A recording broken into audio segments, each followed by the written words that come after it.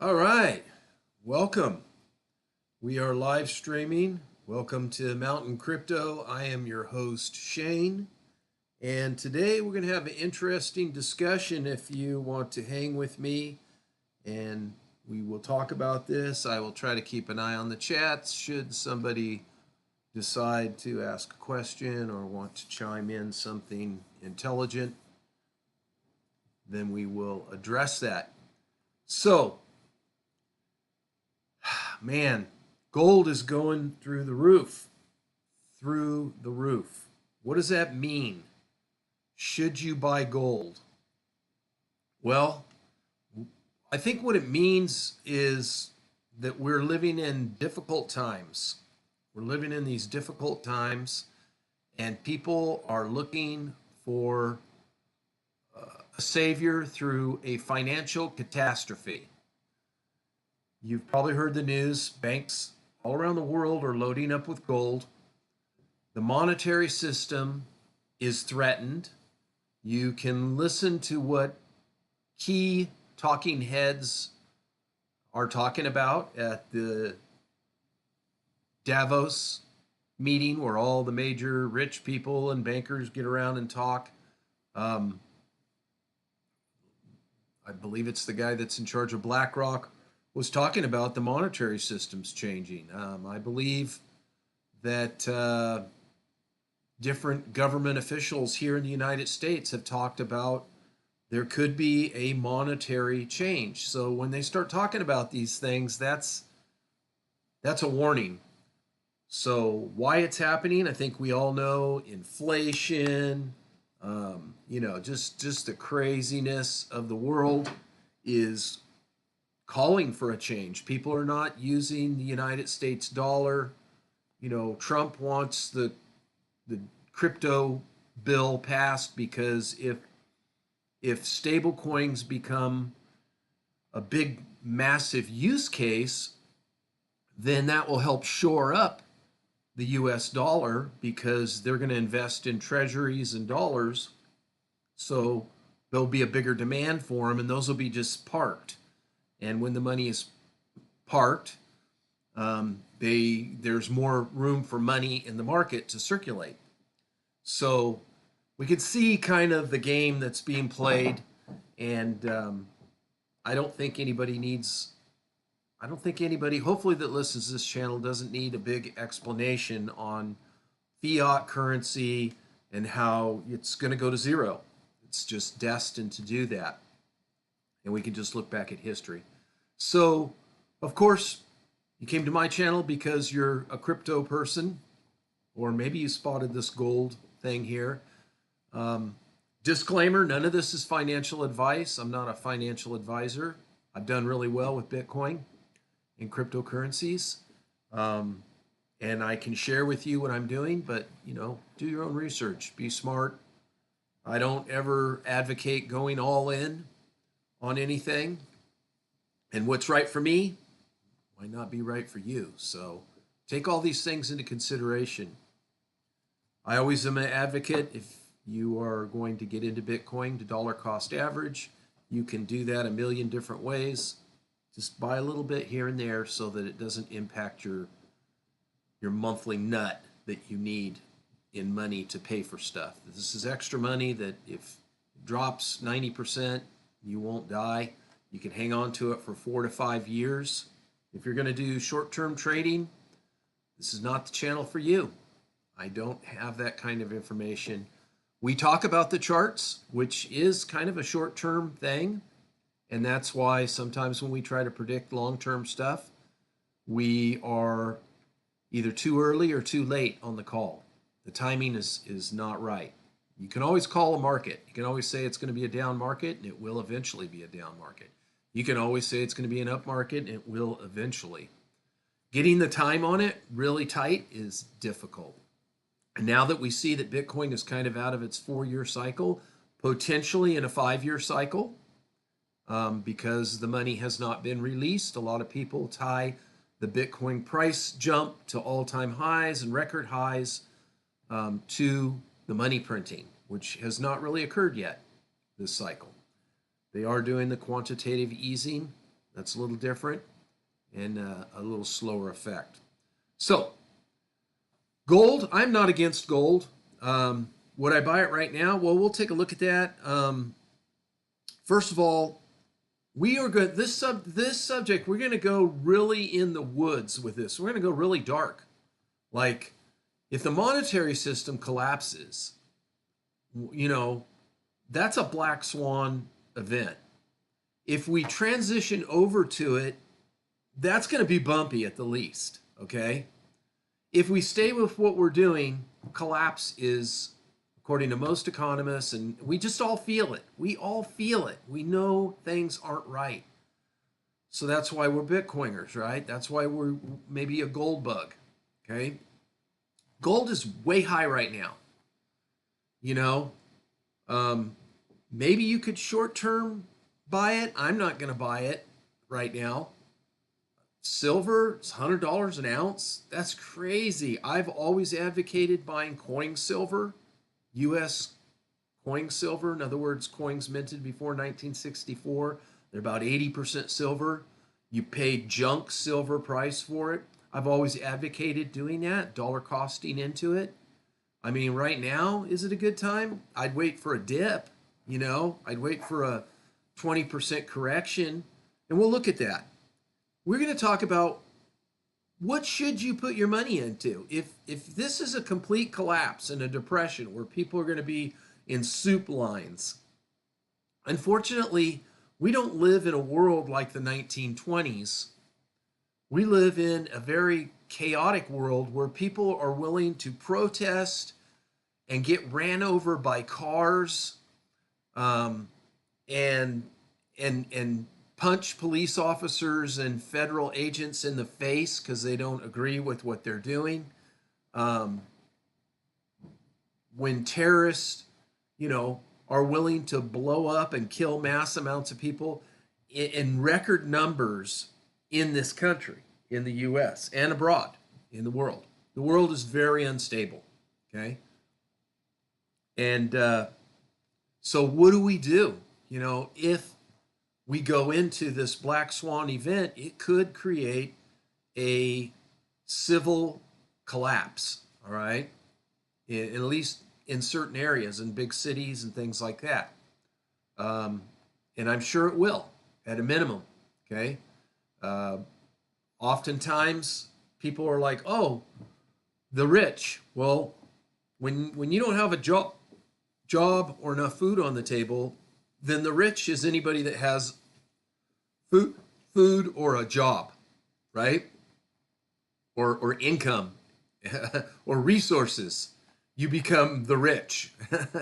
So, you know, in a country where, you know, over 80% of people have resources to get by month to month, when it changes to only 20% do, now you have 60% to 80% of the population is going to hate your guts and want what you have and need it and maybe need it, right? And you can only share so much and then it's all gone. So these are all very dangerous things. I'm just going to kind of check my stream and make sure it is actually streaming here. And I can't tell that it is or it isn't. So let me go to my other channel here real quickly. Oops.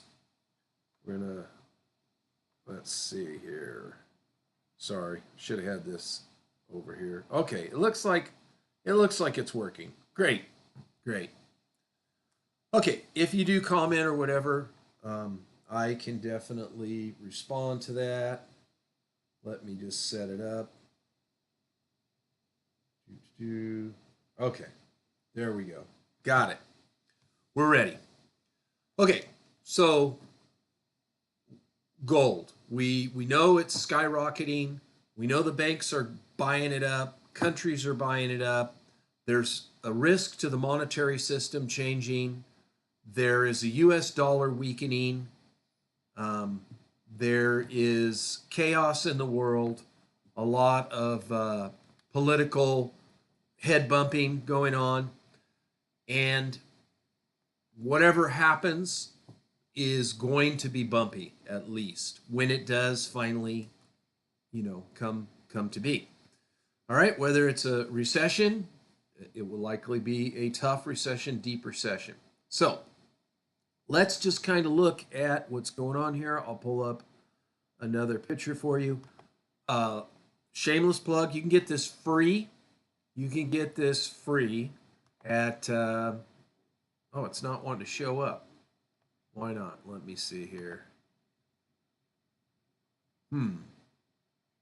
Let me, I keep trying to find a way to make things. There we go. Okay, that should work. There we go. Shameless plug. I wrote this book in 2024, but it's tied to a video I did in the beginning of 2018. Bitcoin, will it create freedom? Bitcoin, and that is kind of like, does it really equal freedom?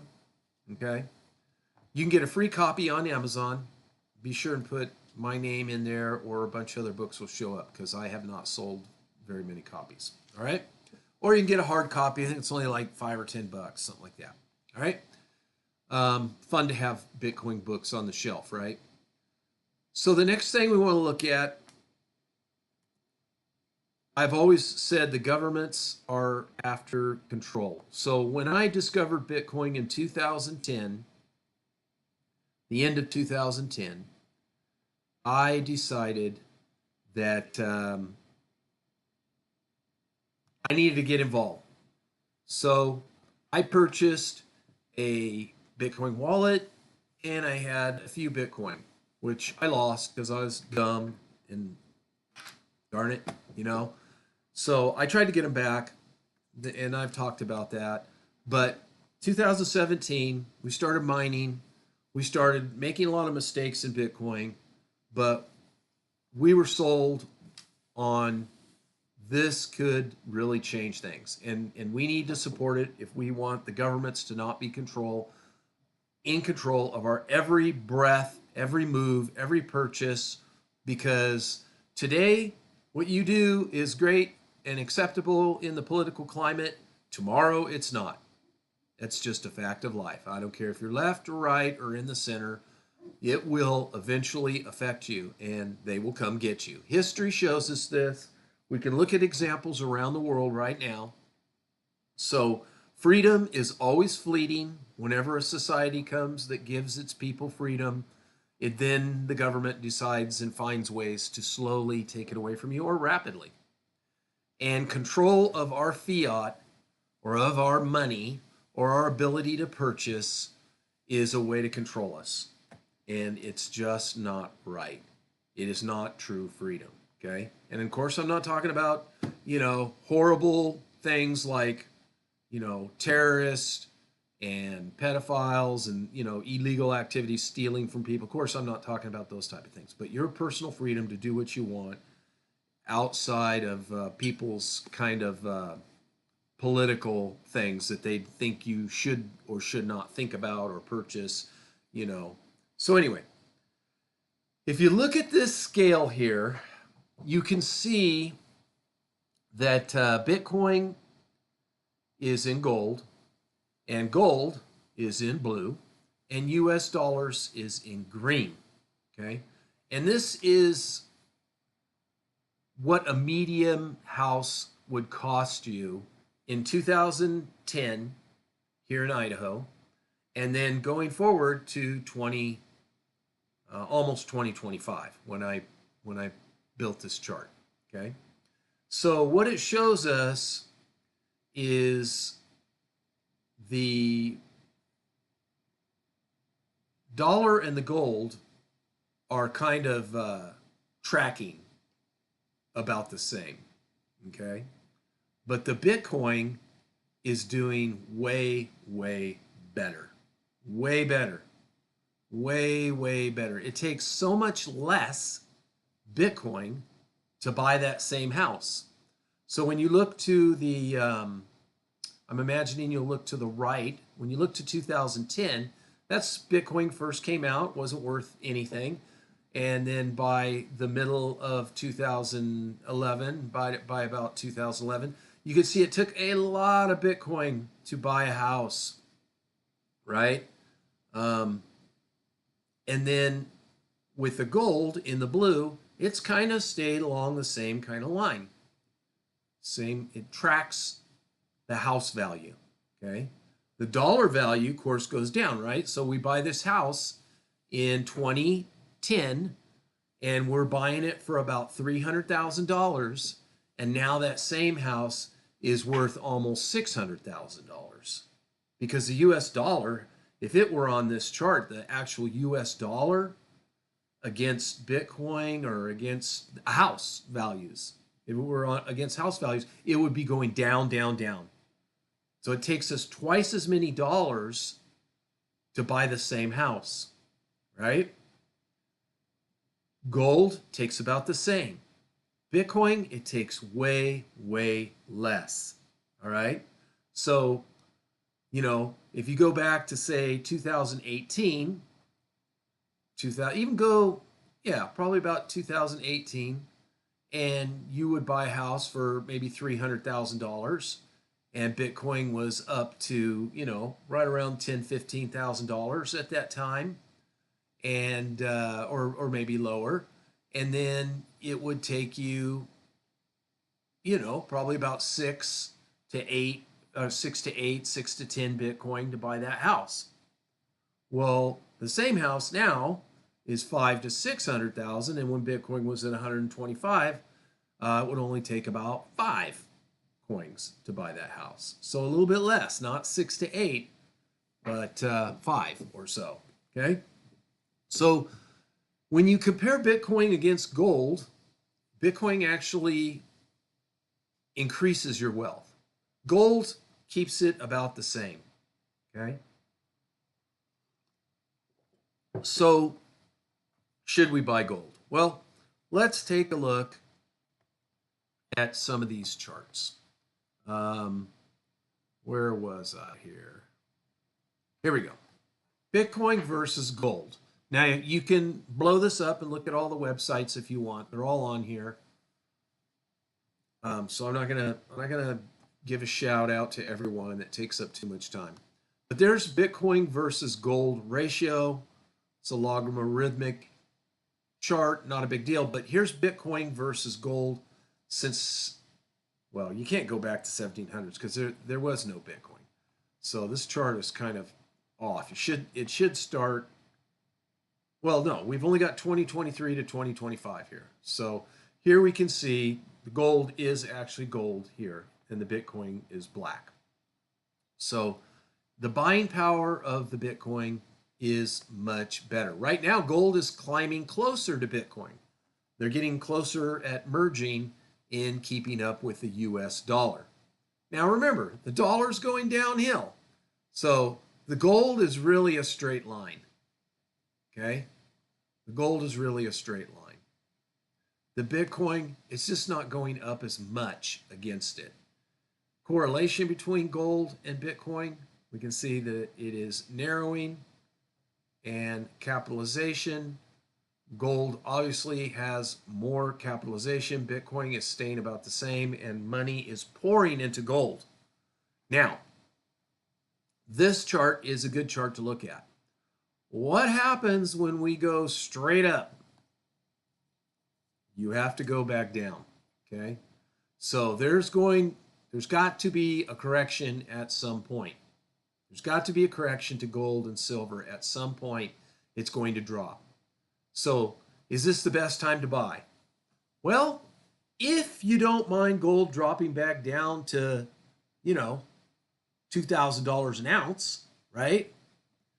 Or in that neighborhood, if you're okay buying a little bit of gold and you think, well, it's what is it, 5,000 now? 6,000? 5,000, I think.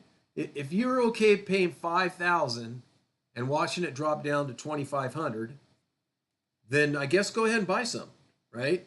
But I would do just like Bitcoin. One thing, like on Bitcoin, I don't dollar cost average when it's going straight up. I hold off and I wait for the dips. So like here, it went up, and you can see this little spike and then it dropped like that drop, that might be the time that I go ahead and buy a little bit, right? I might buy a little bit there, okay? If I feel like I really got to get in, okay? So this was pretty good, nice vertical line right here. That would have been a time that said, hey, this jump is actually being verified. So this bull market is definitely verified right here. Down here, 1, 2, 3. Yeah, by there, I mean, it's definitely like nobody could argue gold is on a tear until it's not, right? Okay, so you can buy gold if you want. I don't think it's a good time. If you're going to buy a dip, it's definitely got to correct. It's got to go sideways to have any price strength stabilization, and that's any asset that you have, anything that you are putting into the market. All right, so Bitcoin, it's not going to go. It could go down. Okay, I think we've talked about this. We can look at the charts. We can talk about Bitcoin a little bit. But this is the time chain calendar. This tells you how many Satoshis you get for $1 right here. 1,185 Satoshis. Anytime, I've been saying this for over a year, anytime you get more than 1,000 Satoshis, which is a 1/1,000,000th of a Bitcoin, it's 1/1,000,000th of a Bitcoin. Chop it up into 100 million pieces. That's one piece, each digit, right?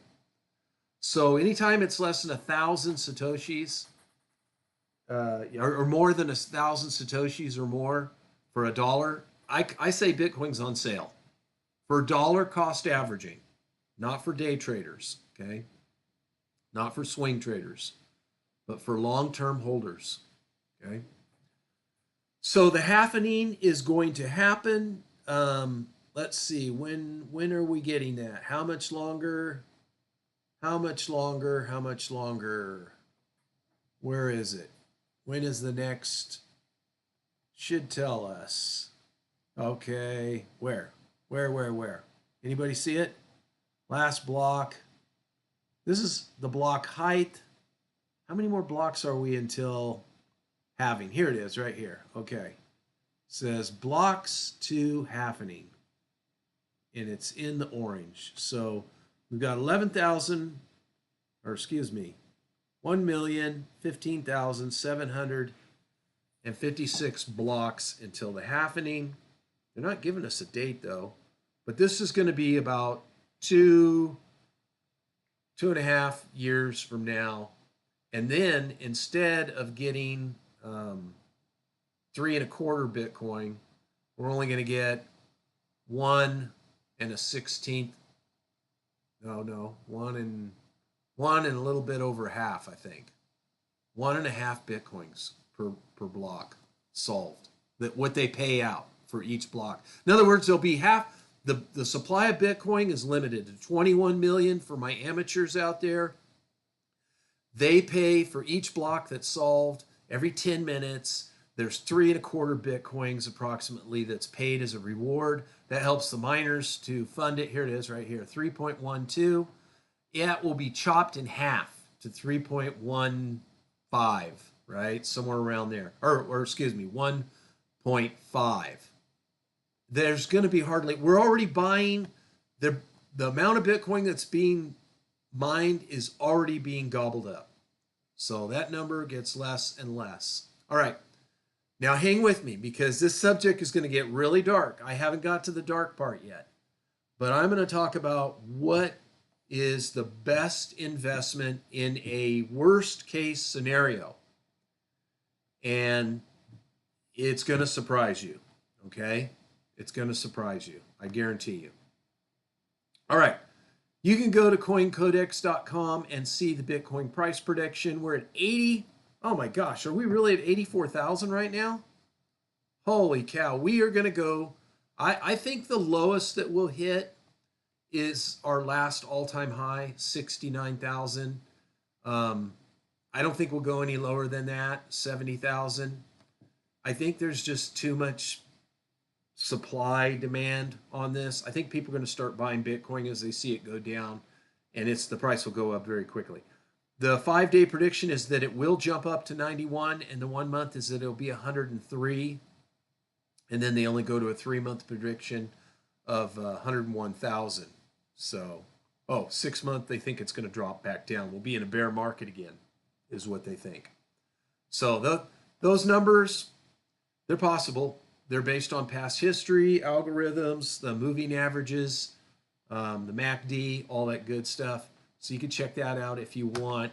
Right now, when I look at the market cap, under 3 trillion, that is pathetic. Right here, this market cap, this is pathetic. We never had an altcoin season this year as far as I'm concerned. We had a few little hot coins hit, but when we got up to 4 trillion, 4.5 trillion, we never hit 5 trillion, which was my line in the sand. Nothing great's going to happen until we hit 5, maybe $6 trillion. We couldn't even stay in the 4 trillion area very well. So this market has been a huge disappointment for me. If you've been following me for a while, you know that. Let's look at the Bitcoin chart. I love the 3-month chart on this. A lot of times it really gives us a good outlook of what we're doing. You got a down market here, and we are, it looks up right there, but that is not, what is this? That's max, okay? So that's hard to see. Let's go 3 months. So 3 months right here, down, up a little, down. Let me get this thing out of the way. Come on, get out of the way. Yeah, we're going down. This is not good. Let's look at the 1 month. Oh yeah, pathetic. Pathetic, pathetic. Okay? This chart, there's nothing good in this chart. I don't see anything good here. Nothing. That looks very bad. Okay? Like down. Like I think we're going to go down more. Maybe next month it'll pick up, but I don't see anything in this but a downward slope. It's not looking good. Here is, what is this one? See, I would say if we hit this, no, we shouldn't go down that far. Hopefully not. Hopefully not. I would say the 70s. If we hit the low 70s, I'd be surprised. It could happen. If enough people get scared and pull out, it could happen. If the ETFs start dumping on the market, it could happen. All right. So what am I going to do? Well, I am going to dollar cost average in Bitcoin, and I've already done that. But I have I sold at 94,000. So I sold over half my Bitcoin. I just did a video a couple weeks ago on that, and I bought back a quarter of it. I bought back in at right in between 87 and 88. I bought a quarter, and it's just because I was going to be so busy, I wasn't going to be able to really keep an eye on the charts. And I thought, I'll just be okay having some here. That pays for all my transaction fees and everything in what I saved, because what I sold and what I bought back at. So that'll pay for everything, and I'll be in profit at that 5,000 in comparison to what I was if I would have just held it. Okay. Which I was still in profit because my average price on that Bitcoin was 28,000. That's what happens when you dollar cost average, is your price, as long as like if you buy one big lump sum and it's at 84 and it drops down to 70 something, it's going to take you a while, right? But if you bought at 125, you're hating life right now, right? If you bought over 100, you started just investing in Bitcoin in the last year, and you bought it at the high, you're like, you hate Bitcoin. You think it's the worst thing in the world. But I would just tell you, this is why dollar cost averaging is good, is you don't ever look at how much your Bitcoin is worth. How much of a Bitcoin do you have? Get a tenth of a Bitcoin, 0.10000. Get a quarter, 0.25.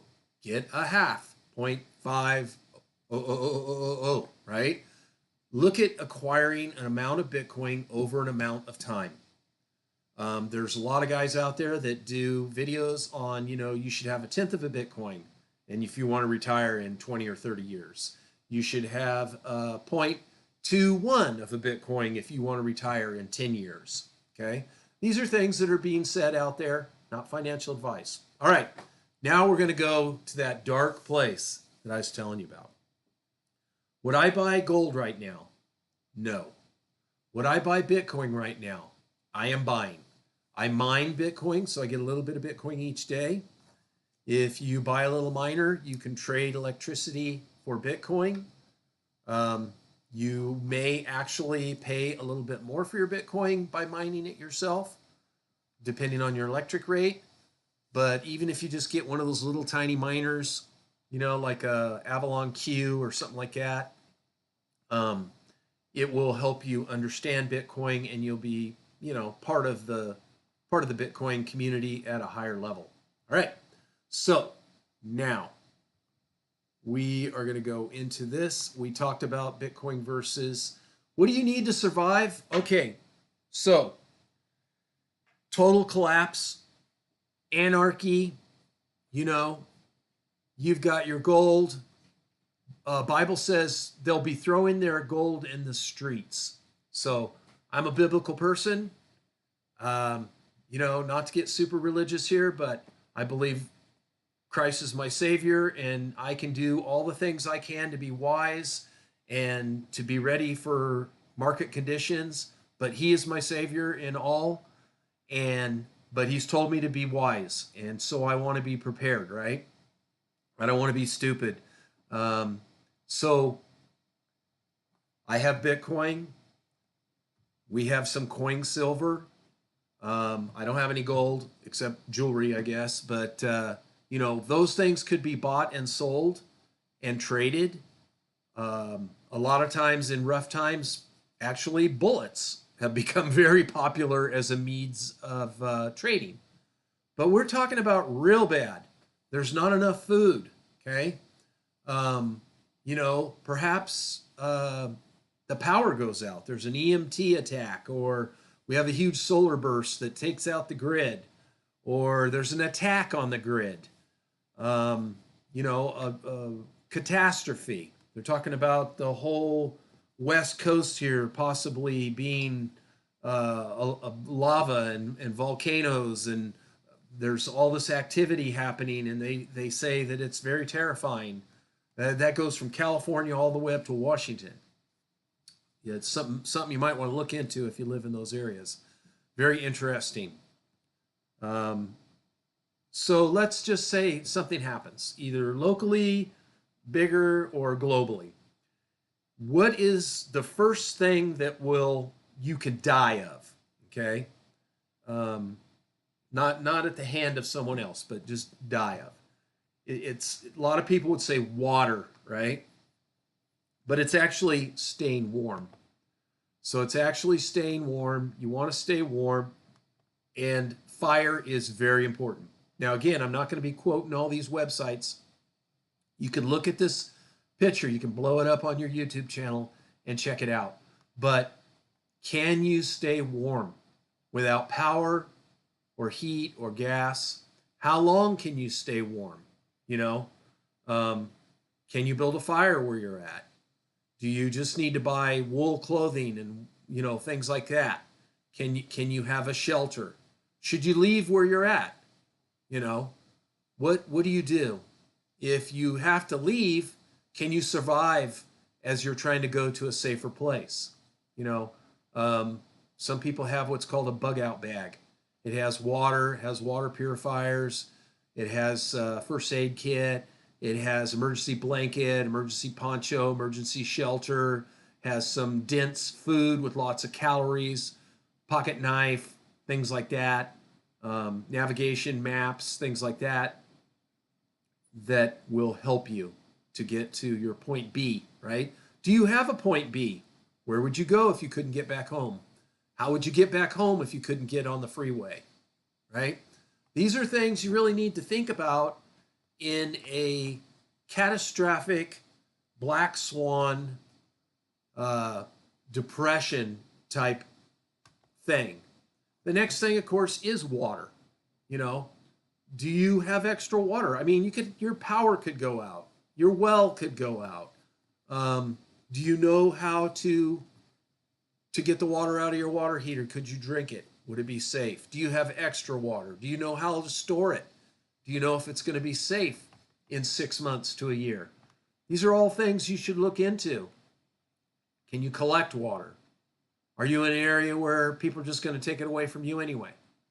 Do you have enough water to get you out of the area? Do you have purification like a life straw where you could drink water out of a mud puddle if you had to survive? So these are things to think about. Food. What could you do for food? Can you store food? How long will it last? Can you just buy things in the store? You know, should you have certain food to bring with you, keep in your car in case you get stranded, right? There's been times where, believe it or not, people have been like an accident happens and they're in a mountain range and a snowstorm comes and people are trapped. They can't go anywhere. They run out of gas and people have died in their own cars in this country, in the United States of America, because they had nothing in there to deal with it. Okay. So like these things happen, you know, you need to be prepared. You need to be prepared. During COVID, we saw the shelves were empty in 15 minutes. Okay. If you don't have it ahead of time, you know, toilet paper was like very valuable all of a sudden. What would you do if you ran out of toilet paper? You know, see, these are things you should think about. Maybe you'll never have to use it, but it's better to have it and not need it than to need it and not have it. Okay? We just imagine you are in a situation where there's no travel, there's no power, and you're there with your kids and they're crying. And you could have stocked up on a few things to make your life at least a little more comfortable. You could have made a plan to be able to deal. Believe it or not, FEMA used to say, have enough food and water and shelter for, I think it was like 24 hours, right? And then I think they went to 48 hours. Now I believe they say 2 weeks. 2 weeks. I would say 2 months, minimum. Water, food, medicine, first aid. Okay? If you're in an area where you can get out, then you can hunt and gather, perhaps. Let's see, did I skip that one? Yeah, you can hunt and gather. Protection. Maybe you're in a place you don't like guns. There's a lot of options for people who don't like guns. There's spray. There is, you know, fire extinguisher, dogs, tasers, bow and arrow, baseball bat, paintball gun, stun gun. Okay, keeping your home secure, having alarms to alert you at least that someone's coming, especially if you're in an urban area, right? If you're in a city, you might want to get the heck out. You might want to have a plan B, right? Find somebody, friend, relative, join a group, find a place, a secondary place to go in case your place becomes uninhabitable, okay? Or just so unsafe that you have to leave.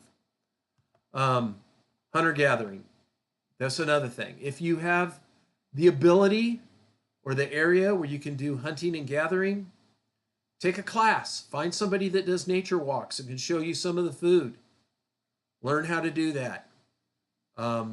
If you don't know how to hunt, find someone who knows how to hunt. Learn how to hunt or fish or trap birds or learn a way to have some extra food, okay? Because if it goes long, let's say you have 2 months supply of food. You can only afford 2 months supply of food. Yeah, you know, if there's food out there that you can eat, it might not be delicious eating dandelions out of your yard and cooking snails, but you know, it beats dying, right? So my suggestion is, you know, dollar cost average in, buy during the dips, and have a backup plan for your family. You know, if our government FEMA is telling us to have 2 weeks supplies, shouldn't you have at least 10 times that? Anyway, I hope this helps you to be prepared for possible scenarios that could happen to us in the next few years. Hopefully, I'm wrong and it's not as bad, and we get through it with very little bumps, and we just have this minor recession. Um, but we all know that the monetary system is unstable and dangerous. And with that, I am going to leave you and thank you for tuning in. If you could like and subscribe, that would be awesome. Thank you. Goodbye.